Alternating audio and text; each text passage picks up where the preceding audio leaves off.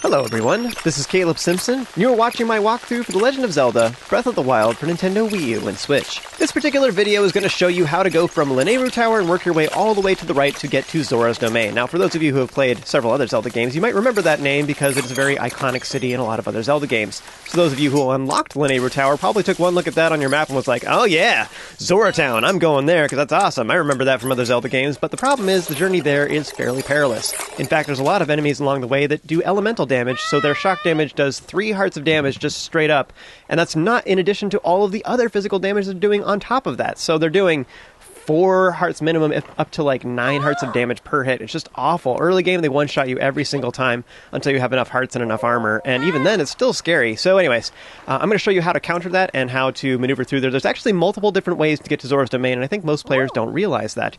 You don't have to follow the road. There's several different ways to do it, and some of those ways will shave quite a bit of time off of your journey and be quite a bit safer as well. So to start this whole quest, what happens is just after Millennia Sandbar, there is the tail end of Zora's River, and the first bridge there is called Indigo Bridge, where you will find Prince Sidon, who is the Zora Prince. And he will then give you the main quest, which is titled Reach Zora's Domain. Now, along the way, though, as a quick bonus that a lot of you might not realize, is that there's a bunch of bridges nearby. So there's this enemy encampment, like at the in between Millennia Sandbar and Indigo Bridge, and there's a bunch of Lizalfos there. But a lot of the other bridges nearby, almost all of them have a Zora at them. And there's also some other like Hylians along the road too that we'll talk about, Prince Sidon as well. But all of these Zoras and the Hylians in this area near here will instruct you to go speak with Prince Sidon up until you speak with him the first time anyways. So it's kind of just to draw your attention to it and let you know that there's a quest nearby. But a lot of players don't realize this. I see people that this happen all the time when I stream this game or I'm talking with people about this, then they are like, wait, really? There's characters that even talk about that? I didn't know that.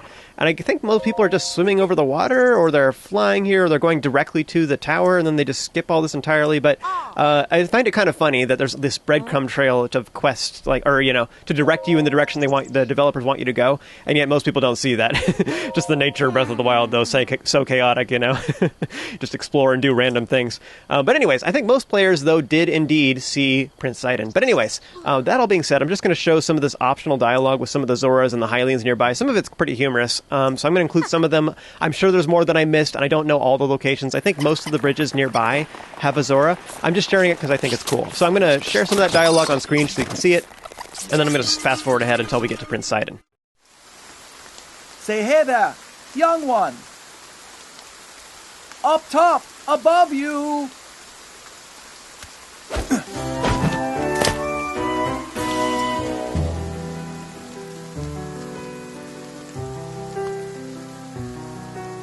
Pardon the entrance, but you're a Hylian, aren't you?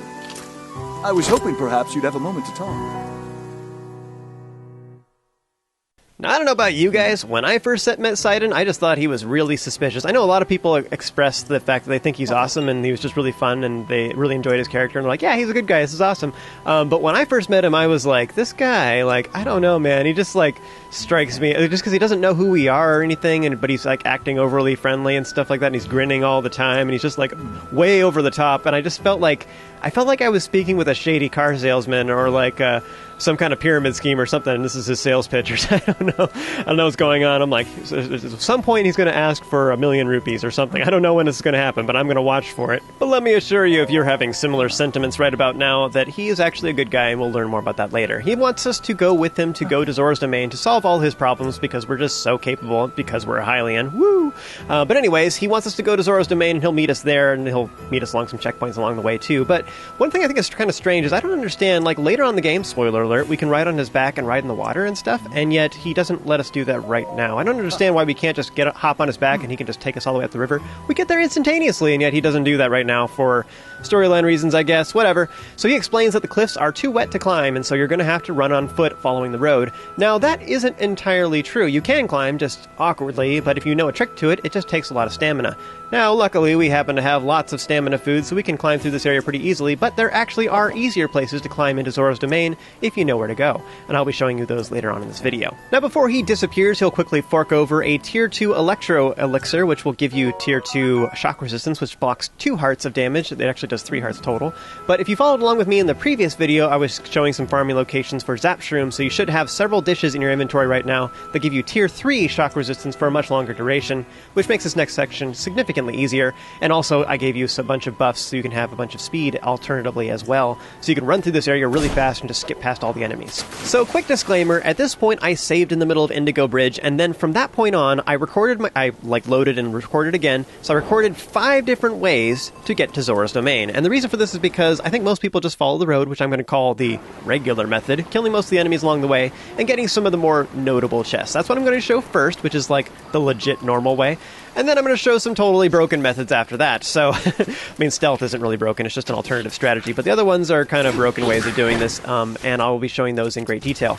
Now, those are actually pretty quick if you know how to cheat. So I'm going to show cheater status ways that are overpowered and totally break the game. I'm going to show those after this. So, if you watch this whole middle portion of the video is going to be just the regular and stealth methods, basically. And then after that, I'm going to show the really fast, overpowered methods at the end. So if you want to just like follow along and do it legit, you can just follow this next little part. Or otherwise, if you want to see how to break the game, then you can skip ahead towards later. But I will be talking about some of those methods as we're progressing through here doing the regular method.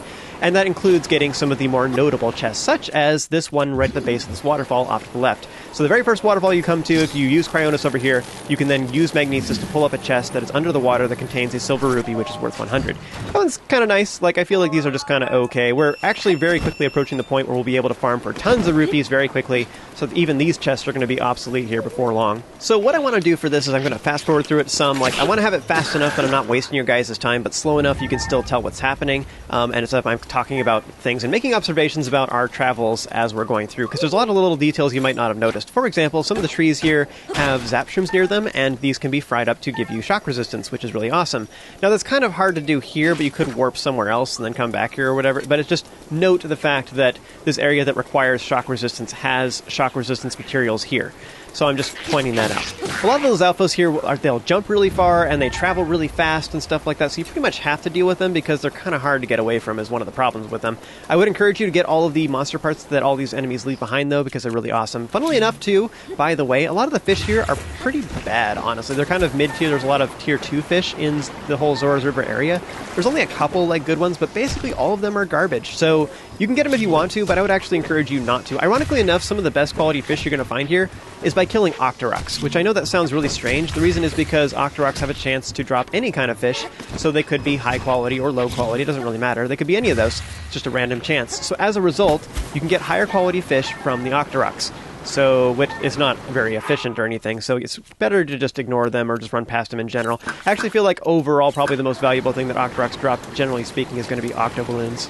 So one of the reasons I stalled to come to Zora's Domain is because I was waiting until we had the full Salvager set, so we have the increased swim speed. So you can totally use this if you want to. If you have some other armor you've been upgrading, you might have some higher armor value from other sets. However, this one has pretty decent armor, honestly. It's like okay for a low-tier set. But it also has increased swim speed and also the reduced stamina cost on the dash ability while you're in the water, which is pretty nice. You should totally just use a whole bunch of stamina and do that because it doesn't cost anywhere near as much and it makes you go significantly faster. I think probably the most notable fish area in all of Zora's River is actually just here off to the left because there's a high chance for there to be a Volt Fin Trout. This is one of those ones that's really hard to get for your compendium, and so most people don't know where to get one. I think overall the easiest way to get them is by killing Octoroks, by the way. But yes, you can get a Volt Fin Trout here, and it's not always here, though. It's just a chance for it to be here.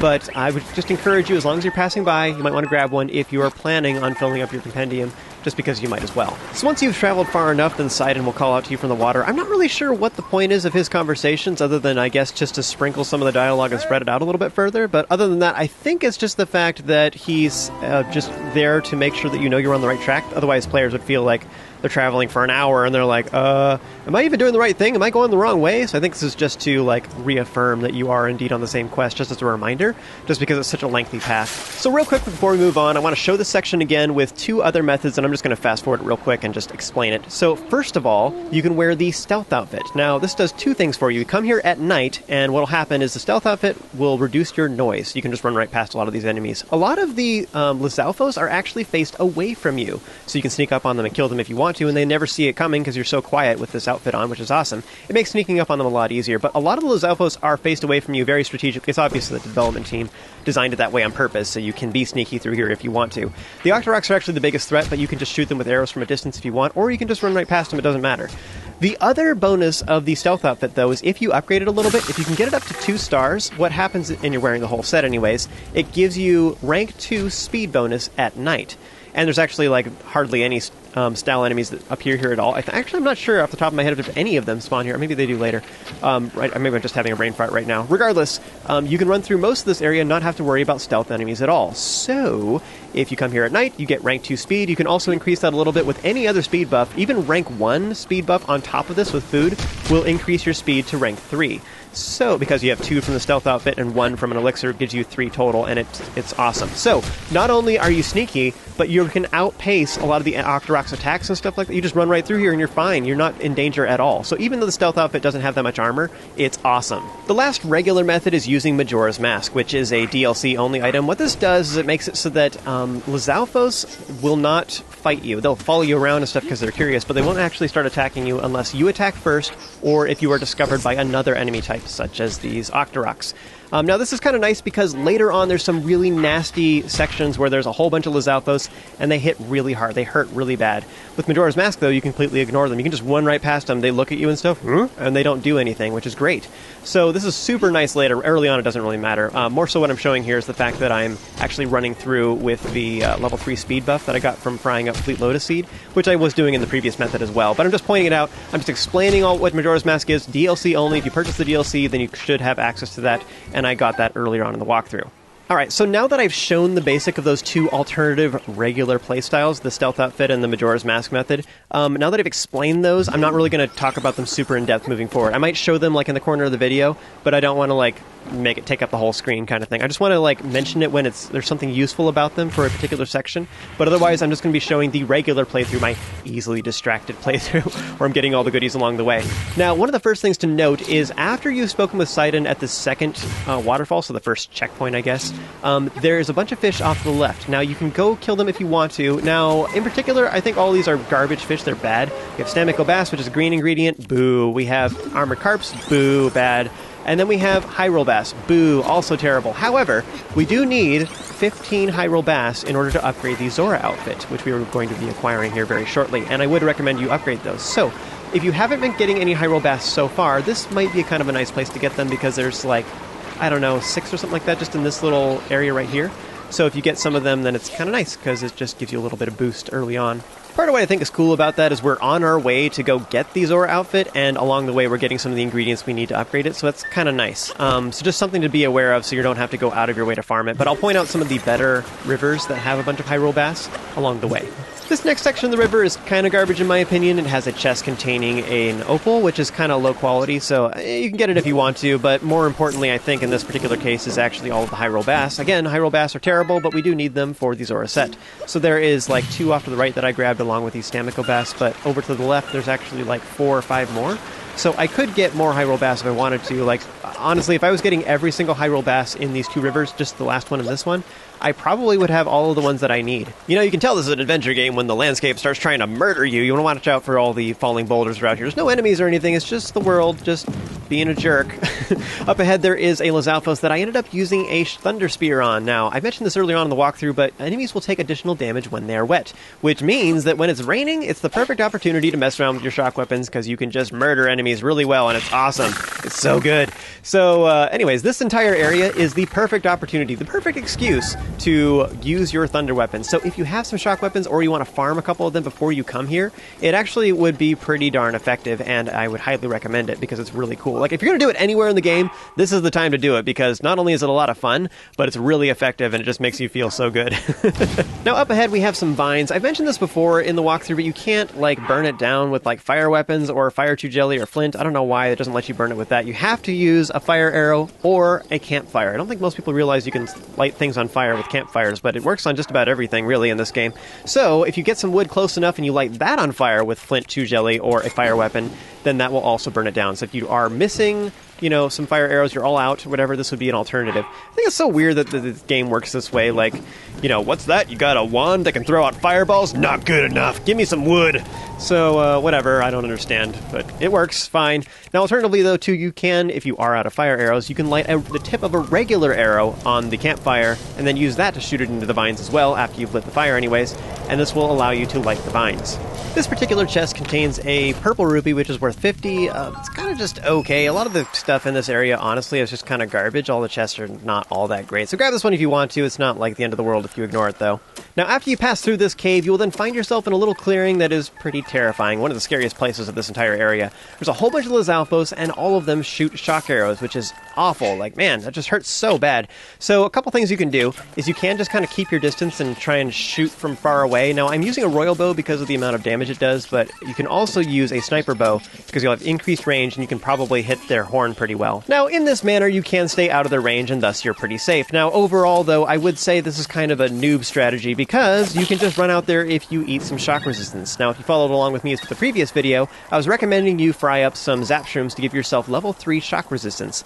Now, if you have that, you can just run out there and these enemies can't hurt you at all, which is amazing. Part of what's funny about that is some of these enemies, if you can kind of get them to stand near some puddles, then you can make some of the other enemies shoot at you. They'll hit the puddle and the area is like, and it just stuns all their allies, which is so much fun.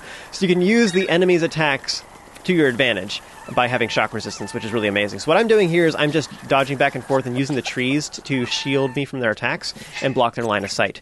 As long as I stay far enough away, then they can't hit me anyways, but that's what I'm doing in this particular recording. Once again, though, this is kind of a not as good method. This is doing a hard mode, so I wouldn't really recommend this. I'm just showing it as a potential option if you're finding yourself scared. So if these guys are kind of freaking you out, then this is a way you can do this without dying. So once you've defeated all the enemies, you should grab all the nearby shock arrows, and there's some bundles of regular arrows here as well. I think actually next to some of these spiked walls, whatever, there's some of those, what do you call it, barricades. The spiked barricades, there's some bundles of arrows there too. I did not grab all of them, but I should have.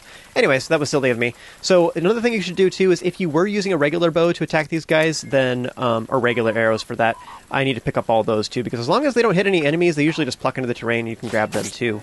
Now, generally speaking, I think that clearing is just not worth it at all. It's just kind of scary. There's a lot of shock enemies there. Now, you can avoid them entirely by just simply cutting across the cliff here. So just after those boulders that try to murder you, instead of following the ravine to the right, instead you just cut left and go across the terrain here. Just go up over this hill, and you can just skip ahead to the next chunk of road, and it's really easy. And the enemies here can't hit you at all. You just hug the left wall, keep going, and you'll reach the next checkpoint with Sidon. One other quick note is the fact that there is some of those metal blocks that you can magnesis as well. They're kind of the dilapidated ones, so they do break pretty easily, but they are pretty fun for both giving yourself some like line of sight armor, whatever. Like you can use it to shield yourself from their gaze, so that way you can sneak up on them. But also you can use it to smash into them, and it's pretty powerful. Magnesis is just so strong in this game. I just love it.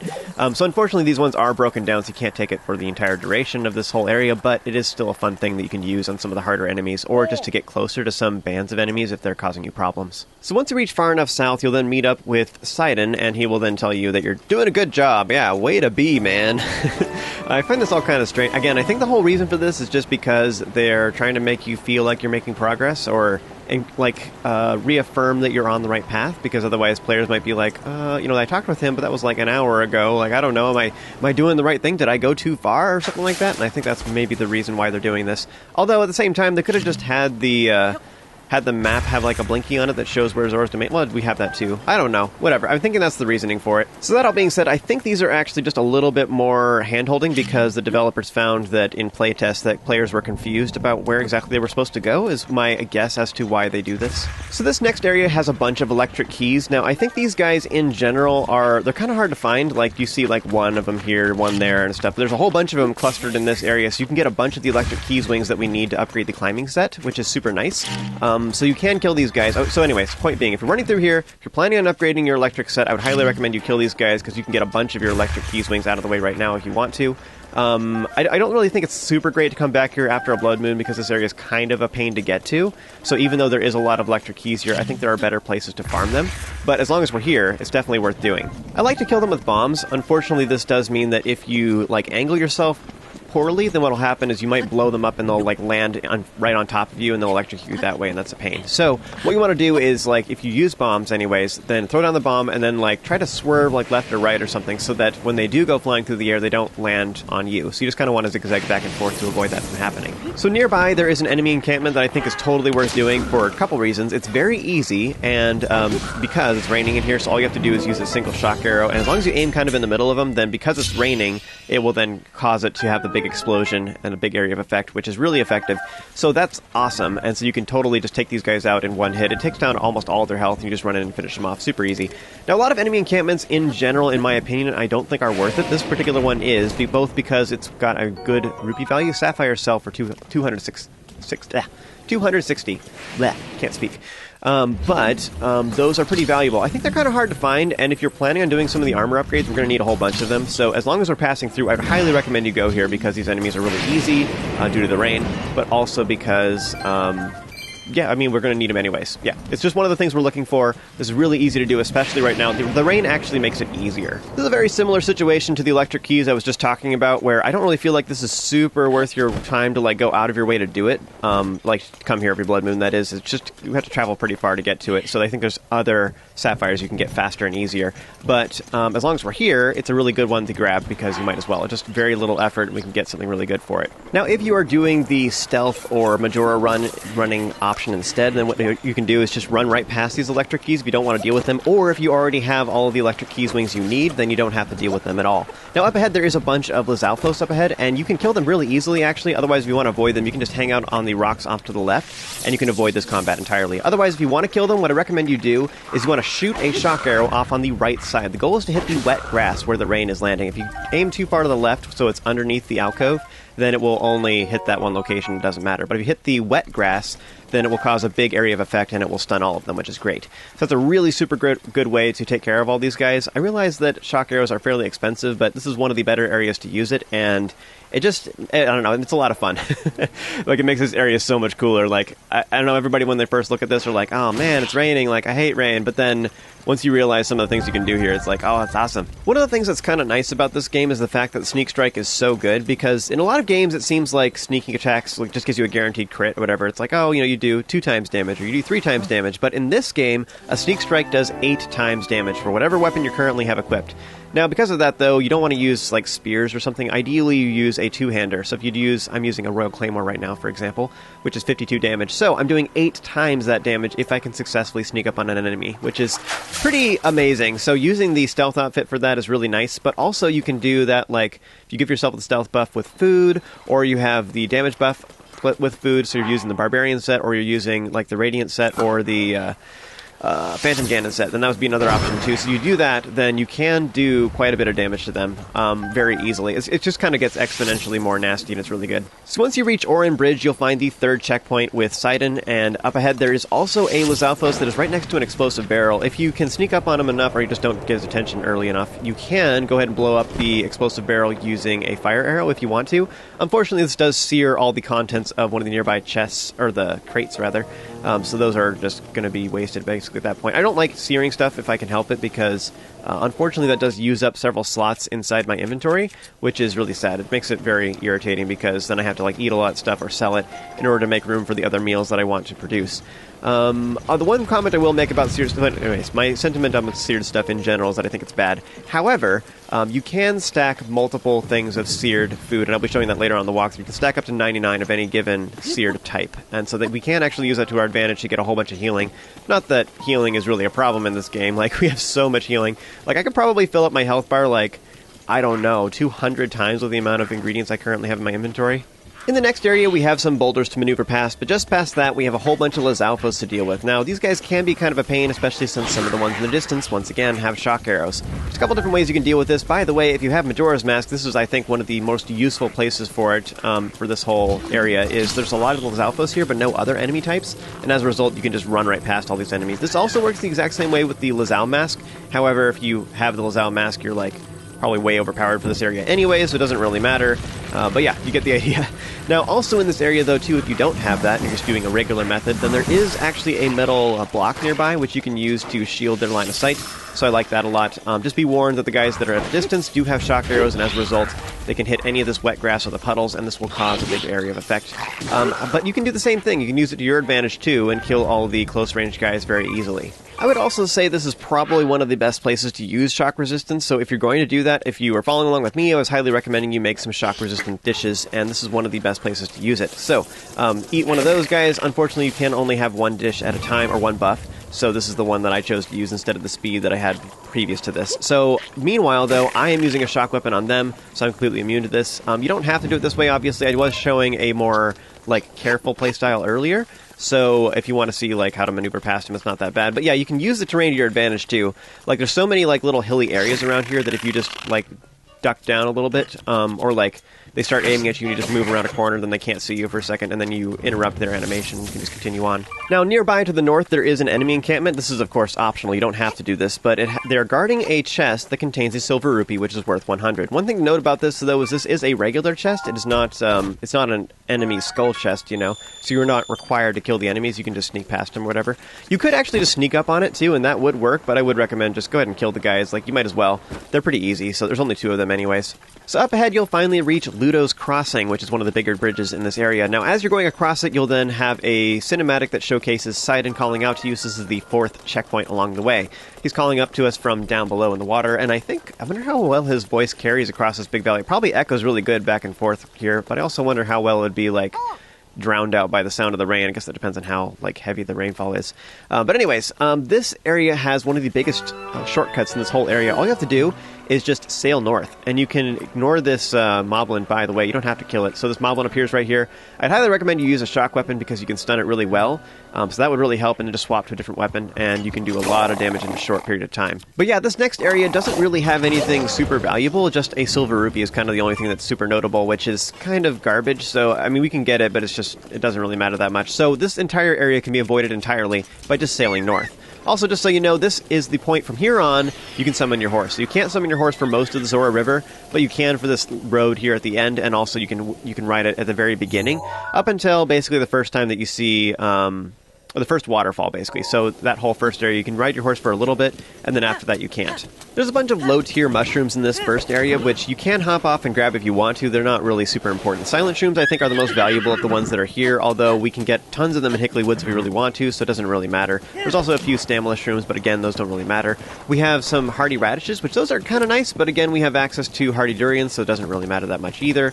Now, as I was saying before, this horse that I currently have is the fastest horse in the game, and as a result, it does make maneuvering through areas like this kind of rough. You almost want to just stay at a steady trot and not gallop through here, because if you do use your spurs, you're just too fast and you can't fix it well enough. Again, if you're ever having trouble with your horse maneuvering around, just hold down Z, and you can sidestep to work your way up and down ledges that your horse normally doesn't want to go on. But yeah, if you want to take your horse, you can totally skip over all this stuff. Again, the 2 most valuable things here is pretty much just the hardy radishes and that single silver rupee, which I'll be showing here in a little bit. But if you want to skip past all the stuff, you can do this. Although, it is kind of silly to bring a horse through here because, again, as you've seen, it's easy to get stuck on things. But also the fact that we can just skip this whole area entirely. You don't have to take the road at all for this last section, and I'll show what I mean by that here in a little bit. So next I'm going to show this last stretch going to Zora's Domain and actually collecting all the goodies along the way. So first of all, as soon as you start at Ludo's Crossing, which is the 4th checkpoint, continue on, you can grab all the mushrooms along the way. Again, these ones are not super worthwhile. The ones that are the most valuable ones of the ones here are just these silent shrooms. But again, we can get silent shrooms in large quantities in other locations, so it's not really, this is not a good farming place for them. So like, I don't know, you can get like 30 of them in no trouble at all, you know, so getting just 2 here is not really worth our time, I guess, is what I'm trying to say. So once you round the corner, there is actually a hidden goodie we can grab. I think this one's sort of valuable, so you might as well grab it. There's this little lower grassy area just to the right, so if you hop down here, it's not super obvious, but you hop down here, there is a cracked wall up ahead, which you can blow up to reveal a chest containing a silver rupee, which is worth 100. Now that's okay, as long as we're here, you might as well grab it, because there's no real reason not to. It's convenient, it's nearby, although we are kind of getting to the point where even these are kind of not really super worth our time, because very quickly here, we're getting better and better rupee farming locations if you've been following along with me. And very quickly we're going to have access to dragon parts, and we'll be able to make something like 300 rupees every 15 seconds is what it kind of equals out to. So 100 rupees by going to a little side area like this is kind of chump change by comparison at this point. So we're very quickly approaching the point where we'll be able to make rupees very quickly. Up ahead, we have an electric Wizrobe, which can be kind of a pain. There is actually several of these metal crates you could use to defeat it as well. Magnesis does tons of damage. However, it is a metal crate. I think that if it hits it with the electric orb, it'll cause it to be conductive, and thus it does the big area of effect. Same thing with this puddle. Like, we're standing on puddles. It's kind of dangerous. So instead, what I recommend you do is just use the Blizzard Rod if you have one. Again, Blizzard Rod is just so amazing. It's so incredibly strong It's just like good for majority of the entire game. So up ahead, I went ahead and grabbed some of the like hardy radishes that were here and such. And then also, just a quick note, is there's a bunch of rocks around here, and you should totally pick them up to get some tireless frogs. Tireless frogs are an enduring ingredient, which means you can make elixirs with them, which is sad because it does require a like a monster part. Even though the duration is completely irrelevant, you still have to have a monster part to even cook anything with them. But I'd recommend you pick up all the rocks in this area if you are passing through anyways, because tireless frogs are pretty rare. I will say overall that enduring carrots are a more valuable ingredient overall, and they're also a lot easier to get. So tireless frogs are just a lot more rare, but especially if you want one for your compendium, these are great places to get some, by the way, as long as we're passing through here. Also, as long as I was on top of that hill, I just went ahead and picked up the rock at the top, which had a korok seed under it, and that's all great. Now, at that point, though, the smartest thing to do would be just to sail north. In fact, we can see the bridge leading to Zora's domain from here, and with that much elevation, we can easily sail there, especially if you have enough stamina. So it's just really easy. It's great. Now, you'll notice, though, too, it just changed to night, and as a result, the moblins are going to sleep, which means we can sneak strike them very easily. As I said earlier, that when enemies are asleep like this, not when they're asleep, but just sneak striking them in general does 8 times damage. So if you use a two-hander, such as the Royal Claymore that I have, I'm doing tons and tons of damage. One of the things I think is kind of funny about this area of the game is that, like I was saying earlier, like most of the time you're like, oh no, it's raining, I hate rain, and then it's guaranteed rain here. But you can actually use that to your advantage. And then the other thing is that it being night here is actually a good thing. Like, there's nothing bad about it being night, because there's no style enemies that appear. Meanwhile, it like puts enemies to sleep, and you have faster movement speed with the Tingle outfit and the Stealth outfit if you get it to rank 2 anyways. So it's just, like, super nice. Like, we have multiple, like, good things about it being night.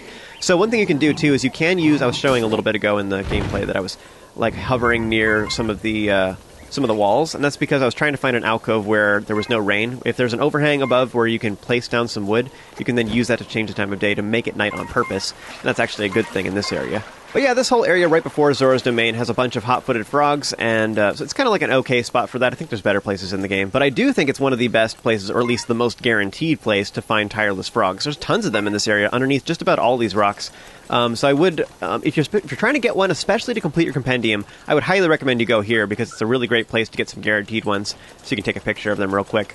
But yeah, that basically concludes all the regular methods. Just running through, I wanted to show all of the notable like farmy locations for stuff, and also so any of the notable things you can grab here, and also showing how to do it, like a couple stealth things, and Majora's Mask is easy. You just run past all these enemies. The only ones that like detect you is just the Octoroks early on and the like Wizrobe later, but other than that, like pretty much all these enemies you can just run past if you wear Majora's Mask. So yeah, that concludes the 3 regular methods, as I would call them. So now let's show you some funky methods, right? Because that's what you're really here for. You're like, I want to see the weird things. Now, as I was explaining in that last section, there's not really super anything cool to farm there. Like, yeah, we got a sapphire and we got like 2 silver rupees, but other than that, is that really worth our time? Like, do we really care that much? Like, for this whole area, we spent like 40 minutes running through here, and we like got just that. That's it. We can get those other places so much easier. So as a result, if you want to skip this entire thing, you can just climb this whole thing instead. Now, I know what you're thinking. You're like, but it's raining. Like, how can I do that? I can't climb through here. But you totally can. There's some tricks to climbing in rain anyways. However, if you also have enough stamina, you can climb anything regardless of rain, and I'll show you how to do that too. However, a lot of this, if you know the right places to go, you don't actually have to do much climbing at all. In fact, you can just run most of the way, and it's totally fine. So, if you'd like to skip this entire area and go straight to Zora's domain without having to deal with any of these enemies or anything, then I'm going to show you how to do that. So this method, what you want to do is start at the tower and then equip the climbing gear to reduce the stamina cost of all your climbing in general, and then sail due east. You can get on top of this big hill, and then from here, then you can continue on towards the northeast. So the thing to realize about this area is it's very zigzaggy. There's lots of roads that just kind of wind back and forth, and a lot of those roads are actually like down in like little crevasses that are like inside little canyons, so to speak.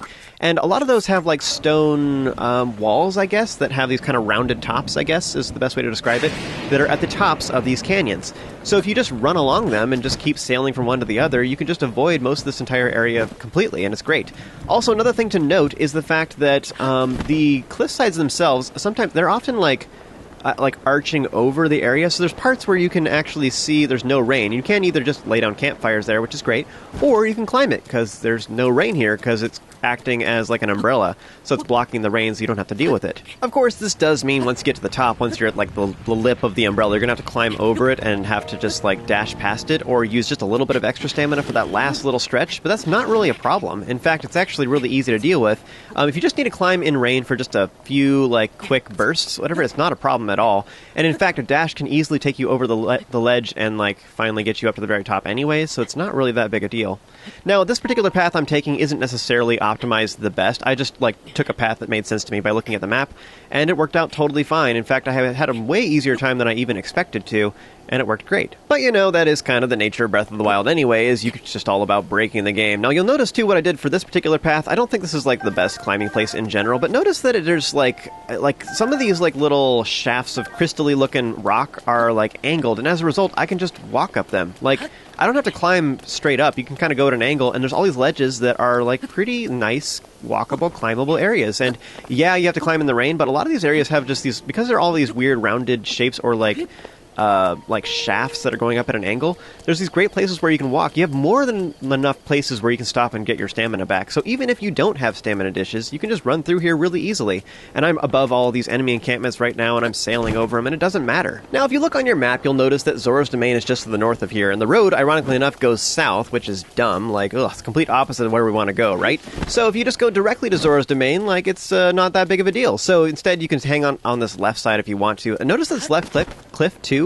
There is there's a lip above this which is blocking the rain too. So I could climb here, which would be super great. I wouldn't use very much stamina, and then I could get on top of this ledge, and then from there I can sail to this middle island. I'm just going to sail directly from here instead. But from here, all I have to do is, there's actually a bunch of little lips that I can stand on to replenish my stamina too. I do have to climb in the rain a little bit. Now the trick for doing this is to realize that Link will do 4 handholds, and then he slides back down and you lose your progress. So what you want to do is you let him climb for a little bit, and then you dash. So you use the X button to do his little jump while in the middle of climbing. So I should have left my stamina recharge a little bit more. But yeah, climb, climb, climb, jump, slide. Climb, climb, climb, jump, slide. And just keep doing that over and over again. Now what you can do is, as soon as your stamina gets low, don't let it run out. But as soon as it's getting low, just eat a stamina dish, and you can keep going. If your stamina runs out completely, regardless of if you replenish your stamina after that, Link will fall down. So that's the trick for climbing in the rain, is you can just keep eating stamina dishes, and technically you can climb anything in rain as long as you have enough stamina. The climbing gear definitely helps a lot, because even though you're sliding, you only slide so far, and the climbing gear, you'll climb further than you're sliding.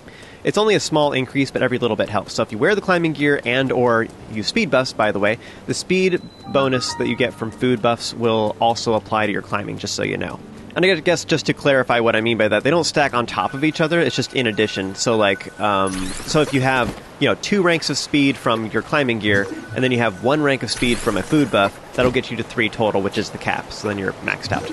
So anyways, if you don't have the full climbing set, that's a way you can supplement that to increase your climbing speed temporarily. So some of those Fleet Lotus Seed things, that'd be another alternative, is you could wear some other armor, whatever you want, and then you could use the speed buff, and you'd still get the max amount of speed increase. However, climbing gear is still good. I would still recommend you use it, because especially if you can get it up to rank 2, then you get the reduced stamina usage, and that's for your jump, whatever, which is super nice.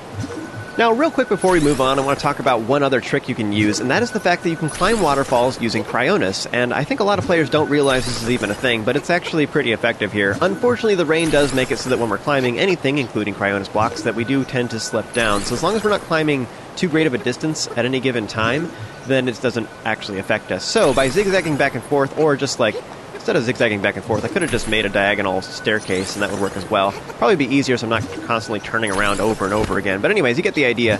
You can also do this on waterfalls, so if you have enough distance anyway, narrow waterfalls is what I meant by that. So if you have a narrow waterfall, you can do this the entire game pretty easily. By the way, real quick tip before we move on, there is a ladder here that you might not have noticed. So if you fall down from Zora's Domain, and you're trying to figure out how to get back up because you don't have the Zora armor yet, and thus you can't go up the waterfalls, then you can just use this ladder instead. Now, of course, the lower waterfall, you have to use Cryonis to get up if you're down there instead of going the long way around. However, if you're on this upper water area, you can just use the ladder to get up. I'm going to show how to climb up these little waterfalls here in a second. I'm just doing that just for fun, just because I think it's silly. But yeah, you can totally use this ladder. But yeah, I would say the zigzag, otherwise diagonal method of using Cryonis blocks is probably the safest one overall, especially if it's raining, because that way if you slip, you'll at least land back on the Cryonis block that you started out on. So that's kind of fine. However, you can also use them directly and then just pop onto them as they're coming out of the waterfall, which I'll show in just a second.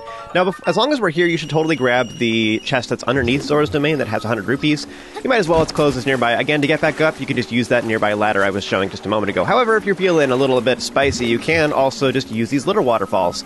Now, we don't have enough room to use them diagonally, but you can use them directly, and this does work as well, although it is a little bit more challenging when it's raining, just because you have more risk of falling down. So all you have to do is just use it right in front of you, and then hop onto the front of it as it's coming out of the waterfall itself. and this is totally fine, so you can get up this way, which is kind of funny. Ironically enough, this means that you can totally abuse, like, for example, near Akala Tower, there is a waterfall that leads up to Zora's Domain, and it's raining all around there, so it's really difficult to climb, but you can use Cryonis blocks to go up the waterfall there, which, ironically enough, actually leads to the place where you get the Zora helmet. So you can get the helmet before you ever get the armor, which is kind of fun, and then you can just work your way downhill until you get to Zora's Domain. You just sail to it. It's super easy. It's a little bit time-consuming, and it is tedious. I don't think this method is the best or anything, but I do think it's funny that you can even do this, and it allows you to kind of break the game early without needing the Zora armor. So one thing to note about that method in particular is that because it's raining, that those ice blocks can be kind of slippery. So going off the front, you have very little room to mess up. So it can be easy to fall down. You'll just slide the entire way, and then you just land in the water again and start over again. So it is a little bit awkward. I would say the bigger waterfalls, probably a diagonal method would be better. And then meanwhile, for those narrow ones, you have to do it straight on like that. But it does totally work. We're not climbing for very long anyways. As long as you jump at the right time, you can just climb that last little distance, and you shouldn't slide anyways. So it's not really that big of a deal. All right, so next I have one last funky method to show you. You know what? One of the things that's weird about this game is you don't actually have to talk with Sidon at all. Even though it's a main quest or whatever, it's not required. Speaking with him is entirely optional. So what if we just abandon it entirely? What if we just don't talk to Sidon at all? What if we don't even go to Zora's River, huh? Because we can just climb outside of Zora's Domain. What if we take the outer path and just climb the cliffside entirely? Now, I know what you're thinking. You're like, man, those cliffs are super huge, and it's raining all the time when you get close to Zora's Domain. There's no way we can climb that. We'd need so much stamina. And yes, you're probably like, well, I realize I could farm for tons and tons of stamina, but that's dumb. Like, what a big waste of time. There's no way we can climb that. But there's actually a really easy place to go that I think most people don't even realize exists. So if the idea of going along Zora's River freaks you out because of all the shock enemies or whatever, or you don't want to waste your time, you just want to go there directly, then there is a way you can just skip all that entirely by coming back here. So the deal is, Horon Lagoon has a whole bunch of air geysers that shoot you up in weird directions, and it's part of a shrine quest, and that's all cool. Now, unfortunately, I don't have any of those nearby shrines to warp there and get a little bit faster, so I am coming from the Lanayru Tower at this exact recording. But what you can do is you can use some of these air geysers to climb the cliffs, and as a result, you can just skip most of this climbing entirely. In fact, you can go ascend a majority of the cliffside in no time at all. It's really, really easy, actually. And you just need to climb the last little bit in the rain, and it's not that hard. In addition to all that, the cliff is not completely sheer. There's a bunch of little ledges where you can regen your stamina anyways, so at least in this location. So as a result, it's actually not as hard to climb as you would probably think at first glance. So again, as a reminder, when climbing in the rain, all you have to do is just make sure you use the jump dash, like before Link does he slips, and he slides every, I think it's every fourth handhold when you're climbing regularly. When you're using the climbing gear, or speed buffs, either way, then Link's hands move more often, the animation is more often because you're climbing a further distance, so as a result, he climbs faster. So anyways, it's more like, I think it's like 5 or 6 handholds. I'm actually not sure off the top of my head when you're using the climbing gear. Something like that. So what you do is, if you're not using climbing gear, you do 3 handholds and then a jump. If you are using climbing gear, then you use, it's more like 4. I would say it would be safer. I think 5 is cutting it a little bit too close is what I would say. So yeah, 3 or 4 handholds depending on how fast you are, and then you want to use a stamina dish to replenish your stamina when you run out. But yeah, one thing to note too about this, just as a funny comment, is I went to Satori Mountain like way earlier in the game, and as a result, I fried up a whole bunch of stuff. I made a whole bunch of stamina dishes, which was great, but I have a whole bunch of green ones, which are the lower tier ones that don't matter, and as a result, like I'm getting at the point now where I have better ingredients, right? So I'm going to start making some better dishes here, and I need room in my inventory. So I need to get rid of all these green stamina dishes that I have in my inventory anyways. They need to go away, because now they're kind of garbage because I can replace them with something better. And they don't fully replenish all my stamina anyways. And by now I have so many yellow ingredients that I could use to make, or enduring ingredients, to make yellow stamina dishes that will fully replenish all my stamina.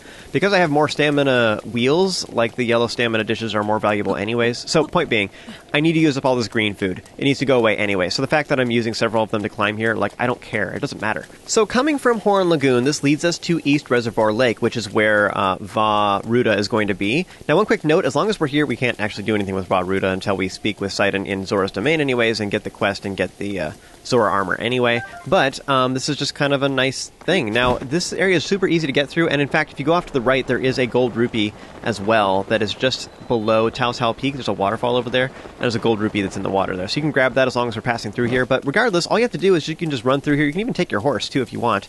But basically what I'd recommend you do, actually, is just sail from one of these little platforms to another. just climb on top of them, and then sail north towards the next platform. And that would be the easiest way to avoid a lot of this stuff so that you don't have to deal with it. So there you go, backdoor method. I think it's actually really funny you can even do this. And I like, now that I know that there's a geyser in Horon Lagoon, I'm kind of like, wow, like it feels like it probably was super intentional by the developers that they wanted you to be able to do it this way, I guess. So I think it's kind of fun that they even planned something like that out, that it's an option for you. But yeah, this is kind of cool because you can avoid, you know, doing all the Zora River stuff and talking with Sidon entirely. You can just go straight to Zora's domain and get the Zora armor right away, which is really nice. Just for, at the very least, just for unlocking warp points, this is a super nice thing. Alright, so that's basically the end of this video. This one was all about how to get to Zora's domain. Meanwhile, the next video is going to be all the stuff we do in Zora's domain. So that's what those were all about. However, just so you know, when I was recording this, I recorded 5 different methods of getting there, and I was all pleased with myself. And then I thought, like, partway through, I was like, wait a minute. I could make it a race. I could put all the screens on, I could put all the stuff on screen at once, all the different clips, and then, like, time them, you know, and see who gets there first, and, like, have people vote on it in the comments or something. I don't know, and I could co-commentate with myself, like a play-by-play like they do with football. What do you think of this, Mr. Simpson? I don't know. You know?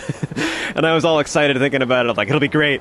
But then it just kind of, the more I thought about it, the more I thought it'd be awkward. Like, it's just way too much stuff happening on screen at once. If I have all these clips happen, it's just, like, you can't pay attention to anything, and it'll all be small, especially on mobile when it's just a little thing. But I still want to do it. Like, I know, I had these big plans of it, so here we go. I'm going to do the race. I'm not going to go as in-depth as I was originally planning, but I'm just going to show 3 of them instead. So the Majora's Mask method, which is just like running by yourself with Majora's Mask on and speed buffs, so you can run past most of the enemies. Most of the enemies will ignore you.